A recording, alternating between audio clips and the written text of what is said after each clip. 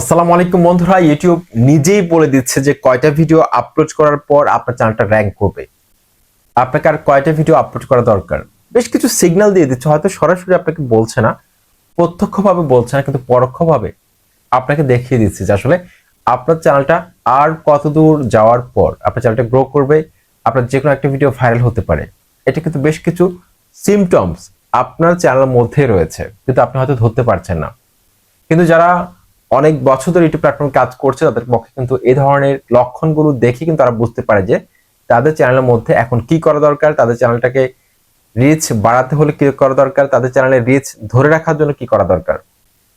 আজকের এই ভিডিওতে আপনাদেরকে প্র্যাকটিক্যালি দেখাবো যে আসলে একটা চ্যানেলে কয়টা ভিডিও আপলোড করার পর ইউটিউব একটা চ্যানেলকে ভাইরাল করে দেয়, যে কোনো একটা ভিডিওকে র্যাঙ্কে ফেলে দেয়। সেটা অত্যন্ত গুরুত্বপূর্ণ। আজকের এই ভিডিওটি যারা শেষ পর্যন্ত দেখবে তারা অনেক কিছু শিখতে পারবে। আপনাদের সাথে রয়েছে তানিম খান। চ্যানেলটি এক্ষুনি সাবস্ক্রাইব করার জন্য অনুরোধ করছি, আর যারা সাবস্ক্রাইব করেছেন থ্যাংক ইউ সো মাচ। বন্ধুরা, আমি এখন স্ক্রিনে গিয়ে আপনাদেরকে দেখাবো আসলে আমার ইউটিউব টিপস অ্যান্ড ট্রিক্স ভিডি চ্যানেলটা আসলে কিভাবে গ্রো করেছিল। এই চ্যানেলটা আমি যেদিন খুলেছিলাম সেদিন আমি ভাবিনি যে আসলে আমার চ্যানেলটা 1 থেকে 1.5 মাসের মধ্যে মনিটাইজ করতে পারবো। মাত্র 1.5 মাসে এই চ্যানেলটা মনিটাইজড হয়ে যায়, যেটা আমি কখনো ভাবিনি। কারণ আমি দেখেছিলাম যে আমার আরেকটা চ্যানেল ছিল ট্যাগ কল, সেই চ্যানেলটাকে আমার মনিটাইজ করতে প্রায় 1.5 থেকে 2 বছর সময় লেগেছিল। তারপর আমার আরো কয়েকটা চ্যানেল ছিল, সেগুলো কিন্তু 1.5 মাসে আমি মনিটাইজ করতে পারিনি।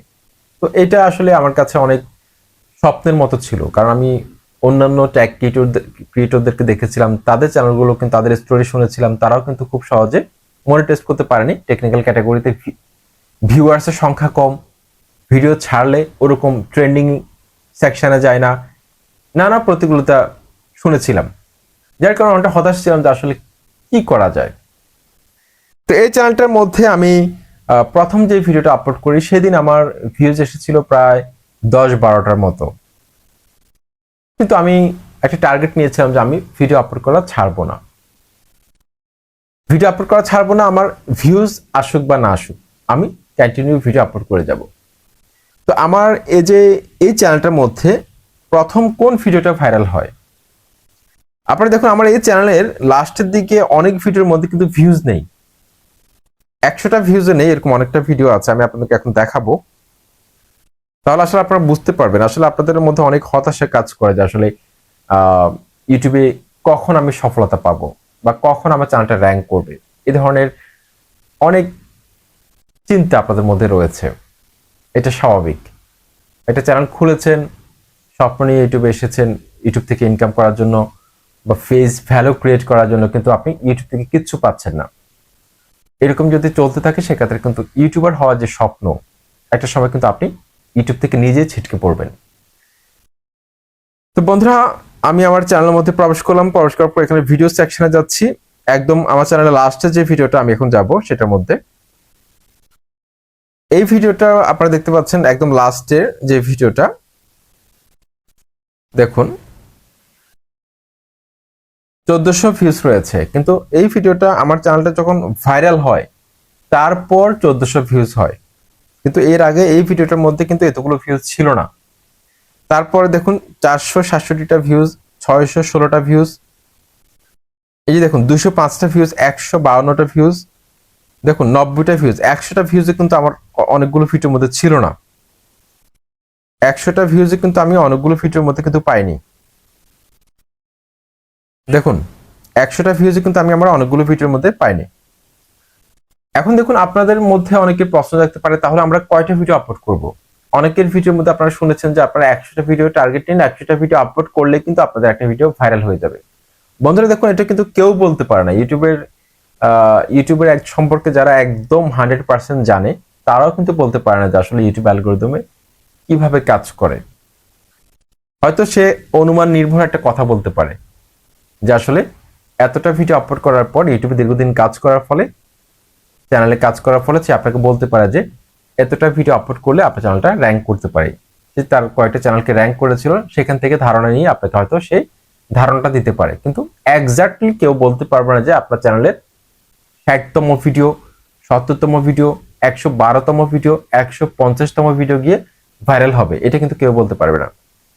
তো আমার চ্যানেলের ক্ষেত্রে যেটা হয়েছিল, আমি লং টাইম কাজ করা শুরু করে দিয়েছিলাম। শুরু করার পর আমার প্রায় 30 থেকে 40টা ভিডিও আপলোড করার পর হঠাৎ করে দেখি যে আমার একটা ভিডিওর মধ্যে অনেকগুলো ভিউজ আসা শুরু হয়েছে। প্রতিদিন 1000, 1500, 2000 করে ভিউজ আসে। তখন আমি বুঝতে পারি যে আমার চ্যানেলটা হয়তো গ্রো হচ্ছে। এই যে এক সপ্তাহের মধ্যে, চ্যানেলটা খোলার এক সপ্তাহের মধ্যে হঠাৎ করে দেখি যে ভিউজ নিয়ে একটা ভিডিও, সেই ভিডিওটার মধ্যে অনেক বেশি ভিউজ আসতেছে। আর ওই ভিডিওটা আমি অনেক ভালোভাবে তৈরি করেছিলাম, কারণ আমি এই চ্যানেলটা খোলার পর থেকে আমি একটা প্রতিজ্ঞাবদ্ধ ছিলাম যে আমি আসলে এই চ্যানেলের মধ্যে যতগুলো ভিডিও আপলোড করব প্রত্যেকটা ভিডিও যাতে মানসম্পন্ন হয়, কারণ প্রত্যেকটা ভিডিও যাতে কোয়ালিটি ভালো হয়। যতটুকু পারি আমি, যতটুকু প্রচেষ্টা, আমি সম্পূর্ণ প্রচেষ্টা দিয়ে কিন্তু স্ক্রিপ্টটা লিখেছিলাম, এমনকি আমার ভিডিওগুলো তৈরি করেছিলাম। কারণ আমি একটা জিনিস মনে করি যে আমার চ্যানেলের আজকে যে ভিডিওটি আমি তৈরি করছি, সেই ভিডিওটা হয়তো 5 বছর পর কিন্তু ভাইরাল হতে পারে।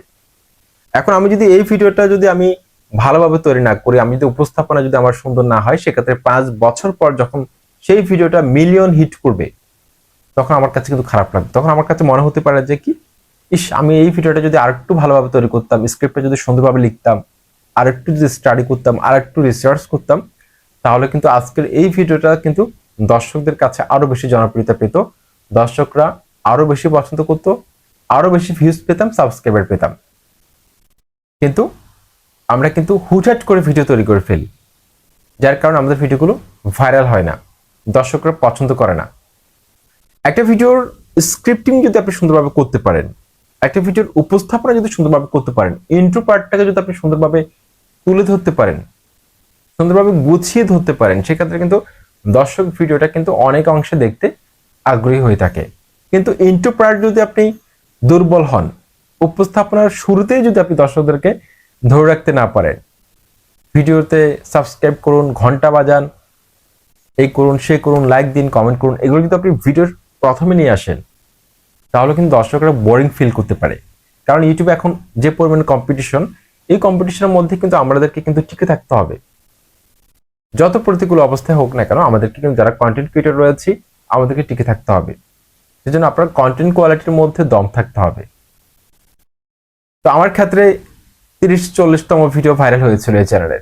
তো আপনার ক্ষেত্রে হয়তো 100তম ভিডিও ভাইরাল হতে পারে, কিন্তু আপনি হয়তো 20টা ভিডিও আপলোড করার পর ইউটিউবিং করা ছেড়ে দিচ্ছেন।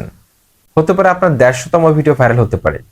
আমি অনেকের দেখেছি 300তম ভিডিও ভাইরাল হয়েছিল, অনেকের দেখেছি 240তম ভিডিও ভাইরাল হয়েছিল।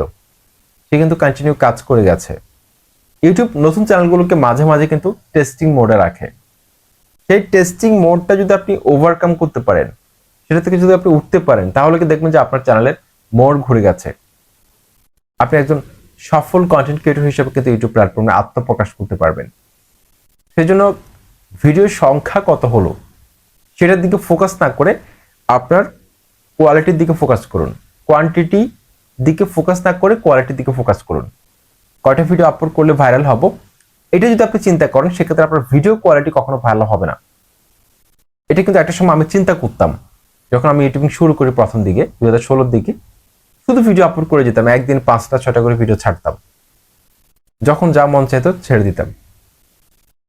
কিন্তু একটা সময় বুঝতে শিখেছি, একটা সময় যখন দেখলাম যে অন্যান্য অনেক ইউটিউবার, তাদের সেট আপ দেখতাম, তারপর তাদের দামি দামি গ্যাজেটগুলো দেখতাম, তাদের ভিডিও কোয়ালিটি দেখতাম, তাদের এডিটিং স্কিল দেখতাম, এগুলো দেখে কিন্তু নিজের মধ্যে এক ধরনের হিংসা কাজ করতো যে আসলে সেই পারছে, আমি কেন পারছি না।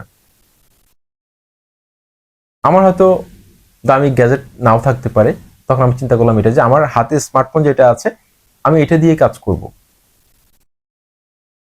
আজকে 2.5 বছর 3 বছর আমার ডিএসএলআর ক্যামেরা আছে, এর আগে তো আমি মোবাইল দিয়ে ভিডিও করতাম, কিন্তু কখনো হতাশ হইনি যে আসলে আমার এটা নেই। মাইক্রোফোন ছাড়াও কিন্তু আমি ভিডিও তৈরি করেছিলাম অনেক জোরে জোরে কথা বলে, তাও কিন্তু ইউটিউবিং ছাড়িনি। মাঝে মাঝে হতাশ হয়ে ছেড়ে দিয়েছিলাম, আবার ব্যাক করেছি। কারণ ইউটিউবিং করতে হলে আপনার মধ্যে ধৈর্য থাকতে হবে।